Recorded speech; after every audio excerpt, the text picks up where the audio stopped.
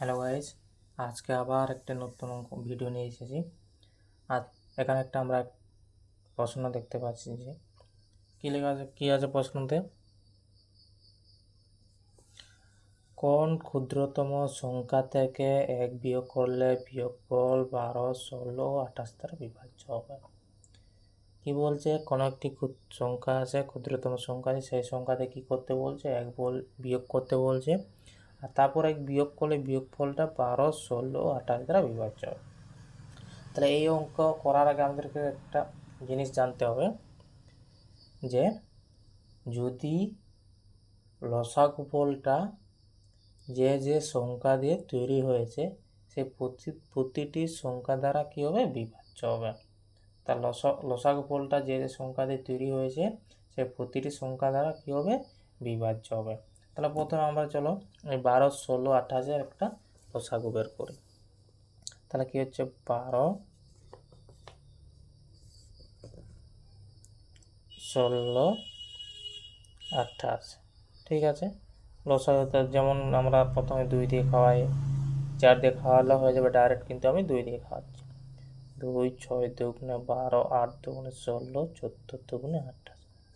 আবার কত, 2, 3 দুগুণে 6, 4 দুগুণে 8, 7 দুগুণে 14। ঠিক আছে, তাহলে লসাগু কত হবে, 2 গুণিত 2 গুণিত 3 গুণিত 7, 2 গুণিত 2 গুণিত 3 গুণিত 4 গুণিত 7, 2 দুগুণে 4, 3 4 12, 4 12 48, আর 48 আর 7 গুণ করলে 336। দেখে নাও, 7 8 56, হাতে থাকে 5, 4 7 28 আর 5 33। তাহলে কত হলো, 34। আরেকটা উদাহরণ হিসাবে নিতে পারি, মনে করো 5 নিলাম, 20 নিলাম, 24 নিলাম। ঠিক আছে, ওর এই সংখ্যাটা কত বাদ দিয়ে 2 দিয়ে খাওয়াই, 2 দিয়ে খাওয়ালাম, 10 দুগুণে 20, 12 দুগুণে 24। এরপর কত দিয়ে আরেকবার 2 দিয়ে খাওয়ায়, 5, 5 দুগুণে 10, 6 দুগুণে 12। ঠিক আছে, তাহলে কত হয়ে গেল আমাদের, 2 গুণিত 2 গুণিত 5 গুণিত আবার 5 দিয়ে খাওয়াবো। ঠিক, তাহলে 2 গুণিত 2 গুণিত 5 গুণিত 6, 2 দুগুণে 4, 4 5 20, 6 20 120। তাহলে দেখো, এই 120কে যদি আমি 5 দিয়ে ভাগ করি, তাহলে 5 দিয়ে ভাগ করলে কত উত্তর, ভাগফল বেরোবে 24 বেরোবে। ঠিক আছে, আবার 20 দিয়ে যদি 120কে ভাগ করি তাহলে কত বেরোবে, 6 বেরোবে। ঠিক, এবার 120কে যদি 24 দিয়ে ভাগ করে তাহলে ভাগফল কত বেরোবে, 5 বেরোবে। এখানেও সেম কেস। ঠিক আছে, 336টি 12, 16, 28 দ্বারা কী হবে, পুরোপুরি ভাগ যাবে।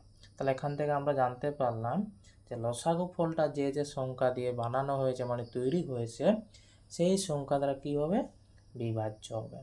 ঠিক আছে, তাহলে এরপর চলো অঙ্কের দিকে তাকাই, প্রশ্নের দিকে তাকাই। এখানে কি বলছে, কোনো ক্ষুদ্রতম সংখ্যা। তাহলে ক্ষুদ্রতম সংখ্যাটা আমি কি করলাম, ধরে নিলাম এক্স ধরে নিলাম। ঠিক আছে, এই ক্ষুদ্রতম সংখ্যা থেকে কী করতে বলছে, যেমন প্রশ্নতে বলছে, যেরকম চলতে বলছে সেই রকম আমরা চলব। এটা ক্ষুদ্রতম সংখ্যা এক্স নিলাম, তাতে এক কী করতে বলছে, বিয়োগ করতে বলছে। তাহলে এক্স কী করলাম, বিয়োগ করলাম। তাহলে কি করে, এক্স থেকে 1 বিয়োগ করলে একটা কী বেরোবে, বিয়োগফল বেরোবে। তাহলে এটা বিয়োগফল। ঠিক আছে, আবার প্রশ্নের মধ্যে যে বিয়োগফলটা 12, 16, 28 দ্বারা বিভাজ্য হবে, অর্থাৎ এখানে বলতে পারে বিয়োগফল সমান 12, 16, 28 কি লসাগু।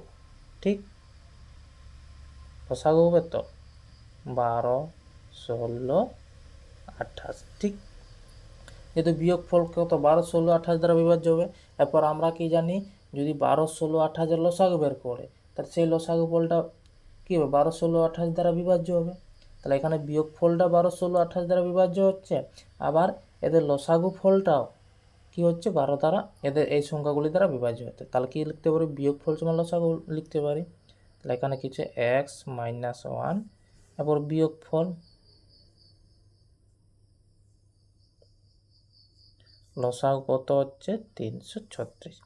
বিয়োগফল সমান 336 লিখতে পারি, অর্থাৎ আমি ডাইরেক্ট লিখতে পারি কত হচ্ছে 336। এরপর তাহলে এক্স সমান কী হয়ে যাবে 336 প্লাস 1। আগের ক্লাসে আমি কি বলেছি, আগের ভিডিও কি বলেছি, যে সমানের একদিক থেকে আরেক দিকে নিয়ে গেলে কি হবে, চিহ্নগুলো কি হয়ে যায়, পাল্টে যায়, কি হয়ে যায়, চেঞ্জ হয়ে যায়। অর্থাৎ -1 আছে তো এদিকে কী হবে, +1 হয়ে যাবে। তাহলে এক্স সমান কত হয়ে গেল 336। আর এটা আমাদের চাইছিল 337, যেটা আমাদের ক্ষুদ্রতম